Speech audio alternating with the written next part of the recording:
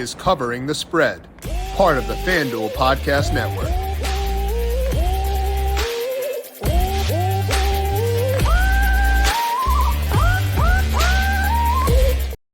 We have got a jam-packed show for you here today on Covering the Spread. Not one, not two, but three different sports all being discussed to get you set for Thursday night and this weekend. We're going to have Austin Swaim on to break down some NBA and UFC Vegas 68 for this weekend. A unique card in terms of when it is going off, but we'll still talk about it, get Austin's thoughts on his UFC process. Then I'll close up shop by breaking down the NASCAR Clash at the Coliseum and where I'm seeing value over at FanDuel Sportsbook. This is Covering the Spread right here on the FanDuel Podcast Network and NumberFire.com. My name is Jim Sonis. I am a senior writer and analyst for NumberFire.com. Joined here, as mentioned, by Austin Swaim. Check him out on Twitter at Swaim3. You can find his work over at NumberFire.com doing NHL, NBA, UFC, does some NASCAR DFS stuff too. Austin is all over the map. We had him on talk college football and NFL back in the fall as well. So Austin, welcome back to Covering the Spread. How you doing today?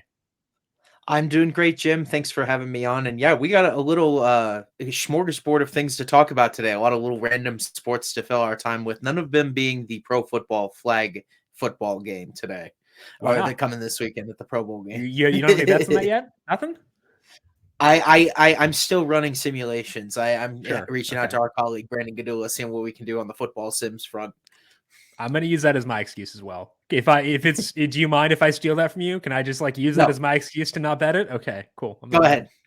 We'll fully take that then. We'll talk about some things we can actually figure out by talking some NBA and some UFC throughout the podcast for today. If you want to skip ahead to the UFC section of that or NBA, jump around. The timestamps for this will be in the episode description over on NumberFire.com. We'll dive into that here in just a second. But first, a reminder to make sure you are subscribed to Covering the Spread wherever you get your podcasts. We, of course, are on Apple Podcasts, Spotify, Stitcher, Google Podcasts, you name it. You can find us there. You can also find us over on the FanDuel YouTube page. So hit subscribe wherever you prefer to consume Covering the Spread. And thank you to those of you who have done so already.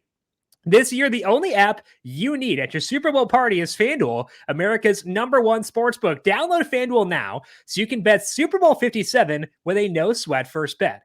You'll get up to $3,000 back in bonus bets if your first bet doesn't win. FanDuel lets you bet on everything from the money line to point spreads to who will score a touchdown, all on a top-rated sportsbook app that is safe, secure, and super easy to use. Best of all, you can get paid your winnings instantly. So join FanDuel today to claim your no-sweat first bet up on Super Bowl 57. Make every moment more. FanDuel, official sportsbook partner of the NFL. Must be 21 plus and present in select states. First online real money wager only. $10 first deposit required. Refund issued as non-withdrawable bonus bets that expire in 14 days. Restrictions apply. See terms at FanDuel.com/sportsbook.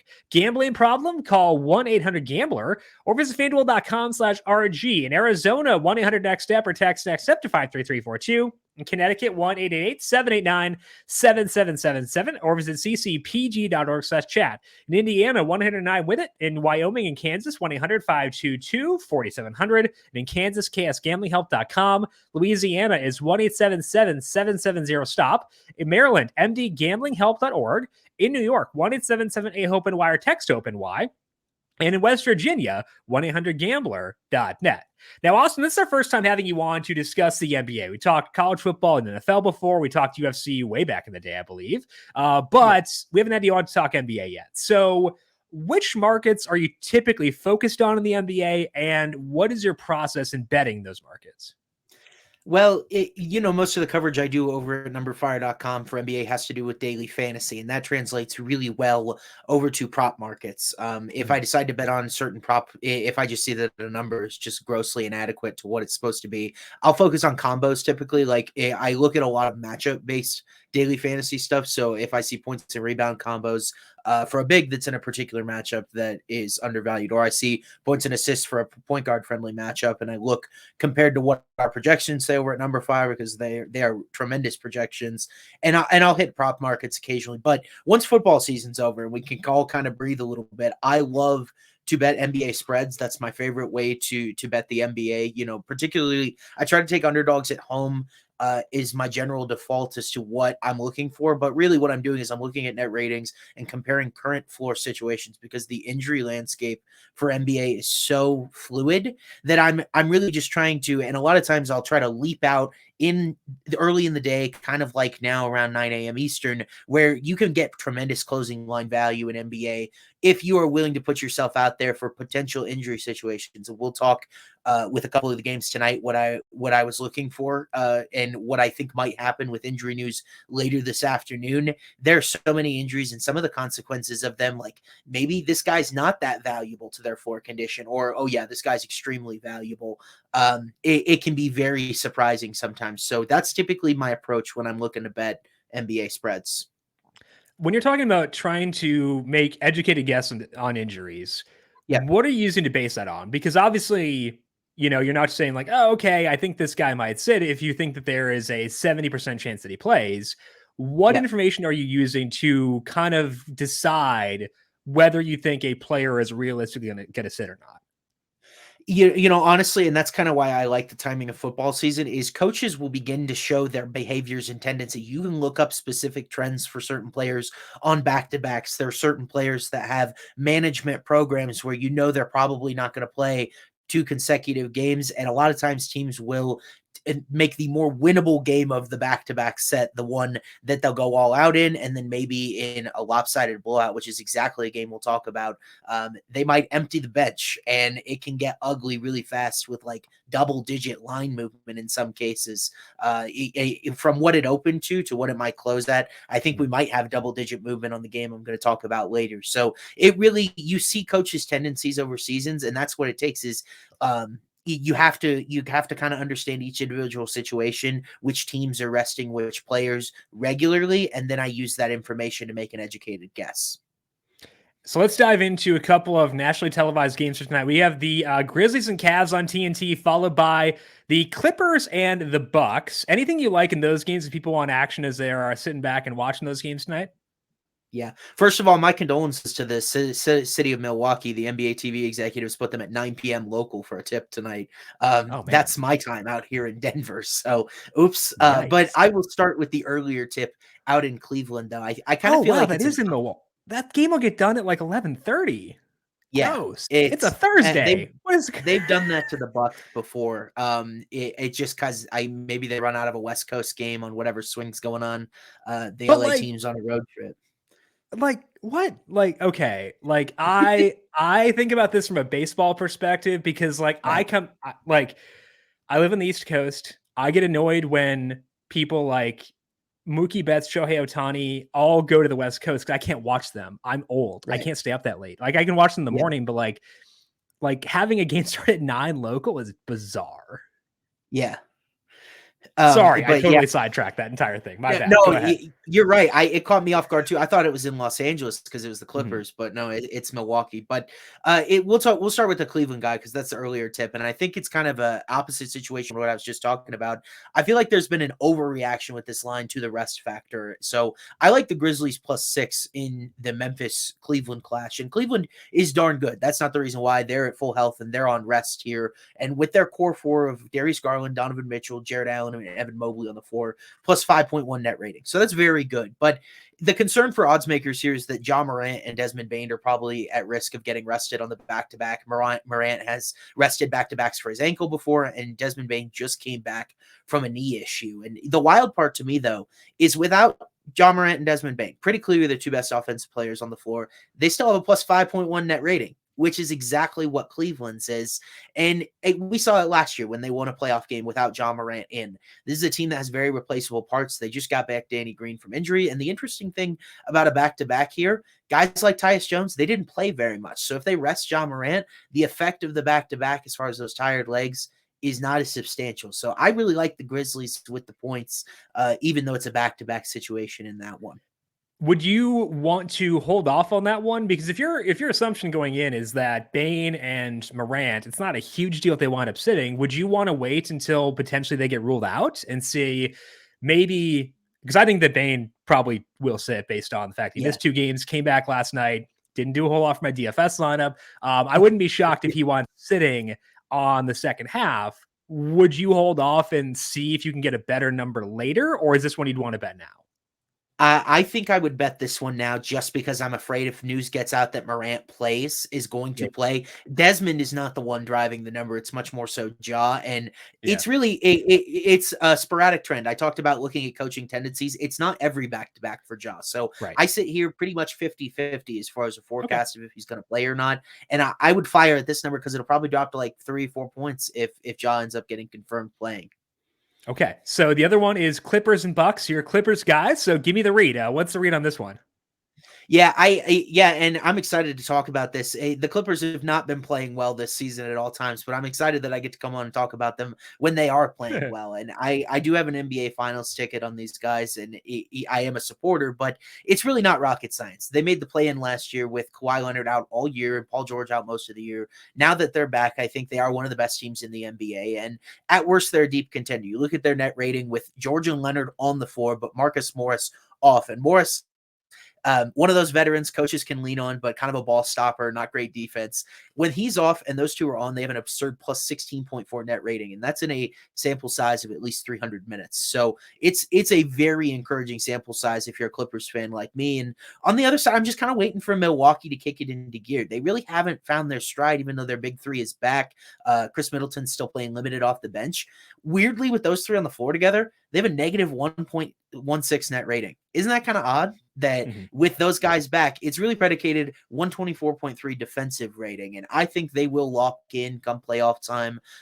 Absolutely. Drew Holiday, Giannis. This is a team that I can't see being a net negative defensively forever, but tonight is not the playoffs. And at an odd tip, it's actually much more so West Coast time, as we talked about. I like the Clippers money line plus 144. I see this game is closer to a pick 'em. So if I can get that much juice with the Clippers on equal rest, I think it's a great bet to make in that one. It's my favorite of the two. Okay, so we're liking the Clippers on the money line there. You can get that at plus 154 right now over at FanDuel Sportsbook, and you also have the Grizzlies plus 6 for the two national TV games. Any other Thursday NBA bets you like for tonight, Austin? So there is one more to me that's kind of a great illustration of what we were talking about earlier. I think the Nuggets are a little bit overvalued when we come playoff time. I see their futures market. They are very, very high up there for a team that's kind of come out of nowhere a little bit. But we've seen on the injury front, the Golden State Warriors tend to empty the shelf, as I talked about, empty the bench on back-to-backs. I would not be shocked if at least 3 of Steph Curry, Klay Thompson, Draymond Green, Andrew Wiggins rest for some reason. And tonight is about as bad as the conditions get in the altitude, back-to-back, veteran team, overtime last year. Yeah. Overtime last night. Yeah. Oh, that's right. Yeah. So you had overtime last night. Getting worked by the Minnesota Timberwolves, man. Nas Reed. I'm actually paying attention to the NBA now. I actually know who's playing for who now. It's great. I feel so informed. It's a radical deviation for me. Jim, Naz Reid might be the best center in Minnesota, but when you look at how Golden State had to fight for that one last night, they come in. You think you take all 4 of those guys off the floor, you can probably guess it's pretty ugly. It is ugly. Negative 9.9 net rating when those guys are off the floor. And if you want to simplify it down to this, if you're concerned going against a good team, negative 5.9 net rating without just Steph. And Steph is a catalyst. He does a lot for the Warriors. He's pretty much their entire offensive set at this point. The Nuggets have a perfect regular season style to obliterate a team like this. They're very deep. They have a lot of different scoring options. They have a plus 16.8 net rating with their starters on the floor this year. They have been exceptional, especially at home. I'll be on the exact opposite side of the fence because I imagine the Nuggets will be the favorite if these guys met in the playoffs just like they were last year. Well, the Golden State Warriors won that series in 5. But tonight in the regular season, I think Golden State empties the bench, and I would take the Nuggets minus 11.5 right now because it was minus 9.5 last night at FanDuel Sportsbook. That's what I got it at. And at 11.5 now, if Golden State officially rules out those starters, it could climb as high as 13, 14 points. And you have to assume part of that is bookmakers are already baking in some guys sitting for the Warriors, but once you get confirmation, that's going to potentially move it even more. So 11.5 the number right now at FanDuel Sportsbook for the Nuggets and the Warriors. Anything else in NBA for you tonight, Austin? Those are just the 3 that stood out to me so far. Okay. I haven't done a full deep dive here early in the morning on the West Coast. Well, then let's dive in and talk some UFC and break down that, because I think, I know nothing about UFC. I know less about UFC than NBA, which is saying a lot. So I'm going to lean on you for this entirely. Okay. But I want to ask you about your process because, again, I don't want to be going into this not knowing anything about what I'm doing before I put actual money on the line. So what steps are you going through to analyze a fight before you place a bet? So for my DFS podcast, for UFC DFS, which is available, by the way, on the NumberFire Daily Fantasy Podcast feed. Good stuff there if you want to subscribe. What a plug. To that guy. But I gather all cumulative stats for the fighters going to compete this weekend. They're publicly available on UFCstats.com. It is very much in its infancy as far as stat keeping is concerned. There aren't a lot of held metrics, but I'll be quite honest with you. I've been working for a simulation environment, kind of like what you have with NASCAR here, but dealing in these 1 year, year and a half samples that I have so far, it's kind of tough. There's just not a logistical regression or correlation to particular stats resulting in win outcomes.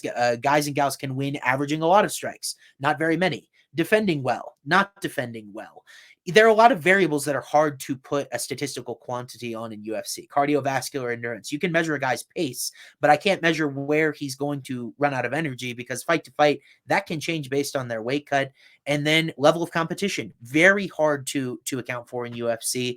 There are actually fights that are booked by the promotion that the promotion definitely wants one guy to win. It is not rigged, but they give them a favorable matchup for a good reason. Maybe they've had a tougher than run of schedule than they thought they were going to. But there is one thing that I can use that really helps me when I go to sit down to make a bet. It is I published it last year on NumberFire.com. It's called striking success rate. And some people refer to it as significant striking differential per minute. But I said we simplify it because this is the most important metric in UFC because it's just very basic. Striking damage out minus striking damage in. And you'll see that the champions, the guys that are successful in the sport, it correlates to those guys usually have a very high striking success rate. And the thing I like, it translates among strikers. It translates among wrestlers because they're not getting hit as much. So their striking success rate, even though they're not landing very many significant strikes, is very large. So if you tail my picks or suggestions regularly, you'll see a lot of times I'll take an underdog or an even money fight where there's a significant gap in striking success rate. Or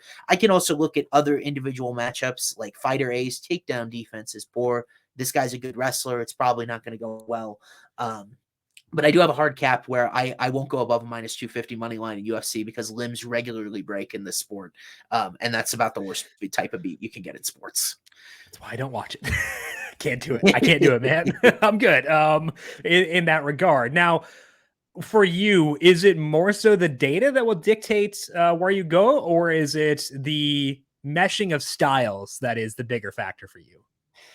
It's honestly the way that I'm trying to get this automated is the data will dictate it, but I have to adjust the data based on level of competition because it is so much more valuable to me to have a guy that has fine data in a long historic sample than great data in a tiny sample because it just isn't going to last very long. And sample is the largest issue in UFC. Some of these guys fight once a year, right? And some of the fights last 30 seconds. So I don't get a very good read on who they are and what they do in that short period of time, win or loss. So it definitely is a challenging thing that I try to mend. But yes, I start with a statistical baseline, and then if level competition's even, I will just go with it, or I have to adjust.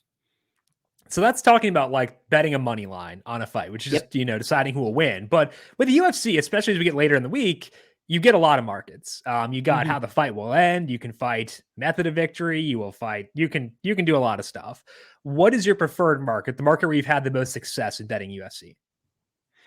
So for my betting guide that I publish over on NumberFire, my signature bet every week is I do a 2-leg parlay of moderate favorites, and it comes down to around even money because I think that is the area of the market that is squishiest, where odds makers are afraid to take a guy maybe that has a moderate sample and make him a larger favorite than he should be because there's just that element of the unknown. But you look at their data, you can see the future champions and contenders of this sport coming from a mile away based on their striking defense, based on their takedown defense, based on their striking success rate. So I typically look at favorites that are undervalued there. Last year, my 2-legger, I call it my 2-legger, went 24-11. This year, I'm going to track units. And of course, because I'm tracking units, I've lost both parlays that I've had on the 2 cards this year. So that's negative whatever you put in for the math people at home. But then in addition to 1 or 2 straight bets, I will do a dart throw of the week, which is in the prop betting betting market, a certain fighter may be undervalued to finish a fight in an exact way because their data can tell you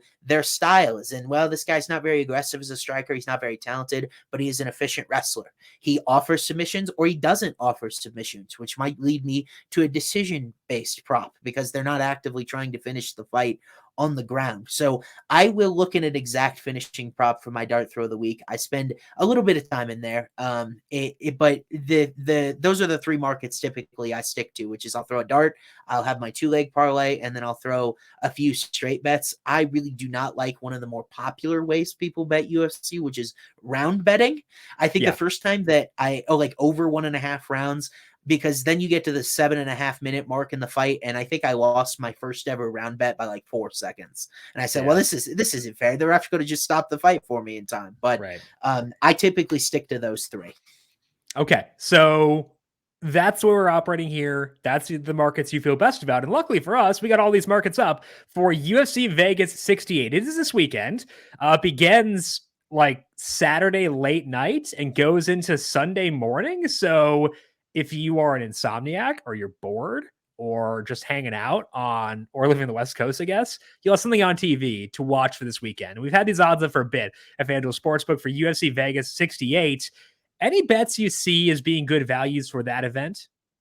Yeah. So this card, by the way, if people are wondering what the heck's going on with the timing, it was supposed to be in Seoul, South Korea, but unfortunately, Chan Sung-jung, the Korean zombie, was the headliner. He got injured. They decided to pull the card stateside. They still are debuting quite a few prospects from Asia, so it is geared at that market. So it will have to sit one out as they usually accommodate our schedule over in Asia, the fight fans over there. But I will give out my 2-legger here because that way you can kind of listen through my process of why I picked these two. And luckily for us on the East Coast or on the West Coast, a few of the more experienced UFC fighters, the guys that I would be inclined to bet with sizable data, they're slanted toward the beginning of this card. I think UFC knew that their domestic audience would actually be more tuned in to the early prelims. So these will happen like 10 p.m. to 12 a.m. Eastern. So it's not that late. And we'll see if this guy cashes or not before then.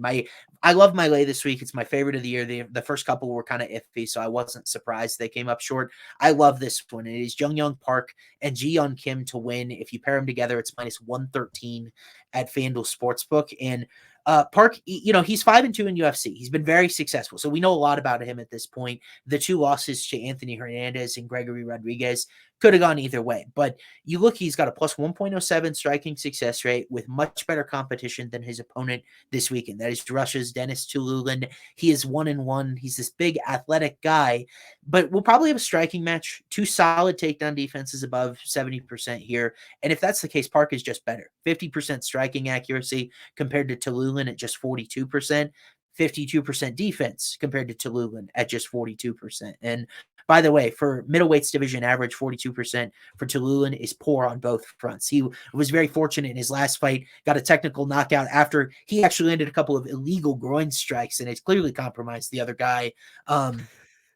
Kudos to Jamie Pickett for trying to fight through that, but he was definitely compromised, as I think many of us would have been. And I don't think Tululand is definitely on this level because matchmaking is made via wins and losses. When you win, you have to get somebody tougher, and that's Jun-yong Park, and I don't think he's ready. So the other side is Ji-yeon Kim. She's my favorite type of target. There's to me, the one single piece of impactful advice I could give to your listeners: do not care about wins and losses when it comes to betting UFC, because guys are overvalued or undervalued based on straight outcomes all the time. You could get poor judging decisions. You could get unlucky finishes like I talked about with the groin strikes.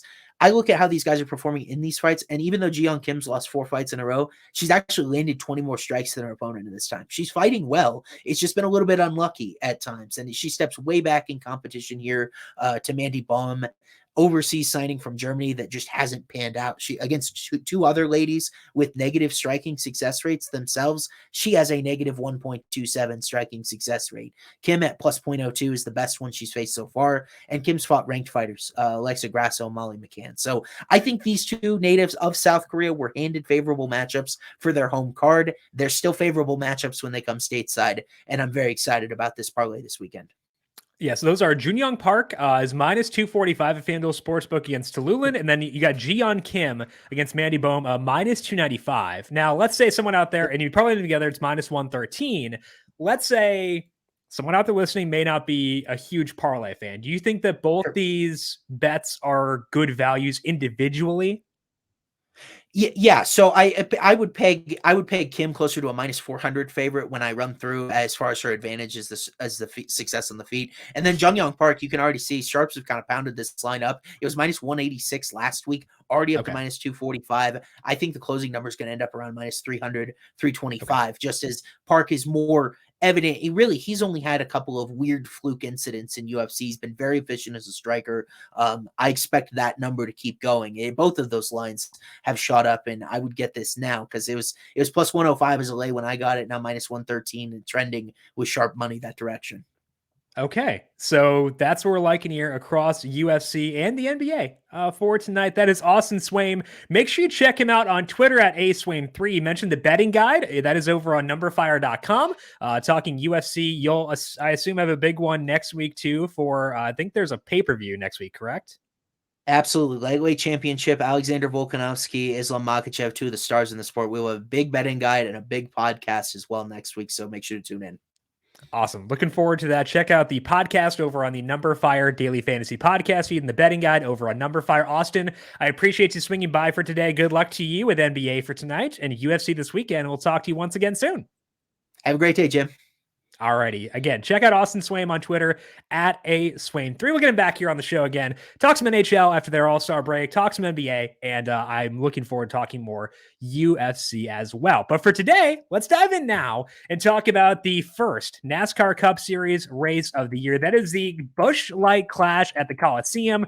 Betting odds that just went up for FanDuel Sportsbook yesterday. And it's a pretty fun one. And I will say that for me, from a betting perspective for this week, I'm going to take things a little bit lighter, in part because I will be in a state where betting is not legal this weekend. I'll be in Massachusetts and they haven't legalized mobile yet. So I'm going to have a couple of pre-weekend bets and then let that ride. So for me personally, bit of a lighter weight card for this week, just a couple outrights that I like as of now, and then letting that ride for the weekend. But it's a track where you have just 1 year of data. There are no really similar tracks, given that it's a short flat track, but it's not the same straightaway length as Martinsville. It's not the same tire wear as Richmond, not as big as Phoenix or New Hampshire. So there aren't really any true comps. Now, with that said, I think last year's winner, Joey Logano, was pretty predictable. That's why I feel okay betting this race, despite the fact we don't have a lot of data. I think I can model it. The way I have things modeled right now for the Clash is I have it modeled as if it is a short flat track, but with the volatility of Bristol, basically. So a more volatile short flat track, because Bristol is not short, not flat. Well, it's not flat. It's high banking, a lot of volatility there. Take that volatility, apply it to this race. That's the way I have things modeled out right now. And that's going to lead to not betting any favorites. You've got Joey Logano, a guy who I bet every single week. It seems like he's plus 750, same as Chase Elliott, Kyle Larson plus 850, Christopher Bell 9-1. I can't get there with any of those guys. But there are 3 drivers I have a lot of interest in right now based on the odds at FanDuel and elsewhere. And I have to add that caveat because one of the guys I like most is no longer available at 12-1 at FanDuel. It's Ryan Blaney. You can still get him at 12-1 elsewhere. So I want to talk about him quickly here before diving into two drivers who I think are undervalued at FanDuel specifically. If you get him at 12-1, Blaney's implied odds are 7.7%. I have him at 9.2%. That's actually third highest for me behind Logano and Kyle Larson.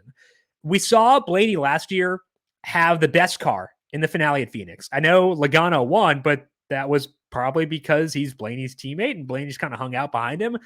It seemed like he let him win. So he had the best car in that Phoenix race. I think he had the best car in the first Phoenix race too.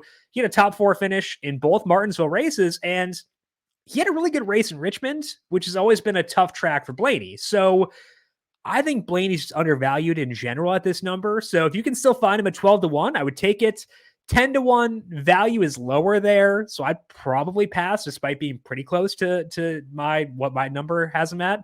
So if you can get Blaney at 12-1, I would still like him. 10-1 at FanDuel, probably going to pass there. The 2 guys I like at the FanDuel odds are William Byron at 15-1, and I'm sorry, you can cringe if you want, Ty Gibbs 75-1. Starting off with Byron, he ran pretty well in his heat race last year during this one. And he's been good at Martinsville for a long time now. Had a runner-up when he was super young at Martinsville. He won the first race there last year, led 212 laps in that race. He won the truck race that week, I believe, as well, despite starting way in the back. And we did see Byron struggle down the stretch last year. That could be something, or it could just be variance, but he's in kind of the age range where you expect a driver to really start to surge. He's still super young, but getting to that point where he is about to potentially be in the uptick from an age perspective. I have Byron's win odds for this race at 7.3%, and his implied odds at 15-1 are 6.3%. So I think that I'm less enthusiastic about him than I am about Blaney, less enthusiastic about him than I am about Ty Gibbs, less enthusiastic than I was about Chase Briscoe when he opened at 50-1. He is now 25-1, justifiably so. But I don't mind Byron. I think that he is among the guys still where they're at. He is one of the better values. Now, Ty Gibbs at 75-1, you can cringe. It's okay. I don't blame you. Gibbs ruffled a lot of feathers last year in the Xfinity Series. I get it. And it is a long shot. Long shots are long shots for a reason. But I think that FanDuel, in putting Ty Gibbs at 75-1, is using what Gibbs did in the Cup Series last year as his baseline. And I'm not. I would rather take the typical scaling I use when a driver moves from the Xfinity Series to the Cup Series and lean on that. Because last year, Gibbs' first race in the Cup Series was on super short notice. Kurt Busch gets ruled out on Saturday. Gibbs gets called up, runs a race on Sunday. I think he was actually back in Charlotte before running that race. But he was thrust into that car with no prep. And when he was trying to learn the Cup Series car, he was still running for a championship in the Xfinity Series, a very different car. Now, Gibbs has that experience in the car last year, but he also has had a full offseason to prepare. So we know he's insanely talented. He won, I think it was his first or second Xfinity Series race at the Daytona Road Course. He won 3 out of 6 races in the Xfinity Series last year on short flat tracks. So yes, Gibbs is a long shot for a reason, and it might wind up flopping. But when I look at the number on both Ty Gibbs and Noah Gragson is also 75-1 over at FanDuel Sportsbook. I have more interest in Gragson for Daytona than this one. But when I look at those numbers, it says to me, FanDuel is using what they did last year as their baseline as opposed to adjusting up from the Xfinity Series and projecting them that way. I think that's a mistake personally based on the learning curve of this car, based on the fact they were running for a championship in a different car. Obviously cared a lot more about that with Gragson. He said openly he wasn't going to take chances because he didn't want to get hurt and miss a race in the Xfinity Series. So I think that those two drivers, although I have a pretty steep curve for rookies moving up from the Xfinity Series to the Cup Series, I think they're undervalued. So I have Gibbs at 2.4% to win versus 1.3% implied. That may sound very high, 2.4%, but I don't think it is. I think it's appropriate based on the team he's driving for, based on the talent he has shown. 2.4% is like 40-1. So it's not like he is a betting favorite. I think he should just be a lot shorter than 75-1. So the two bets I like most based on the current odds at FanDuel Sportsbook, William Byron and Ty Gibbs. William Byron 15-1, Ty Gibbs 75-1. And I do like Blaney more than Byron if you can find him at 12-1 still out there. Another driver where I'm showing value is Kevin Harvick at 25-1. He's 18-1 at some other spots, so it is a good number. I just don't tend to bet Harvick on newer tracks or newer formats because it's his last year in the Cup Series. He's up there in age. And based on that, I kind of feel like adaptability may not be his best trait. We saw this a lot in the COVID year where they were going to new tracks for the first time. Harvick struggled in a lot of those, like the road course races specifically. So I don't think adaptability is his best trait right now. He's likely got bigger goals this year than winning the Clash. So I'm fine passing on Harvick, despite the fact that I am showing quite a bit of value, to be fully honest, on him at this number. So despite the fact I show value there, I will pass. I think that to me, the better bets this weekend based on current odds, Blaney at 12-1 if you can get it, Byron at 15-1, and Gibbs at 75-1. If you want to have some fun, and then if Briscoe, if there's a bad number still hanging out there, like 35, I would say, or longer, I would take that as well. But he's 25 at FanDuel, so that is all gone. We'll be talking more NASCAR on the show here. I'll always put it at the end of the show, so you don't need to listen to it if you don't want to, but it's my best sport, so want to talk about it here on the show. And if you are interested in getting into NASCAR, we'll have a bigger preview coming up before Daytona to get you set for that. That is all that we have here for today, though, on Covering the Spread. I want to thank Austin Swaim once again for swinging by, breaking down his thoughts on NBA and UFC. We talked to NASCAR as well. And tomorrow, we're talking EPL with Austin Cass of NumberFire. So we'll have had Football Monday. The first look at Super Bowl 57, we had NBA, we had NHL, we had PGA, UFC, NASCAR, EPL, 7 sports, 1 week, all right here on Covering the Spread. It has been a blast so far. Looking forward to talking EPL with Austin tomorrow. Do not forget to subscribe to the Covering the Spread podcast feed wherever you get your podcast to get these as they go live. And also check us out over on the FanDuel YouTube page if you want to watch a video version of the show as well. If you've got any questions for me, I am on Twitter at JimSannes, JimSannes. You can also follow the FanDuel Podcast Network at FanDuel Podcast. Want to thank you all for tuning in for today. Good luck to you with your NBA bets for tonight. We'll talk to you once again tomorrow to break down some soccer. This has been Covering the Spread right here on the FanDuel Podcast Network.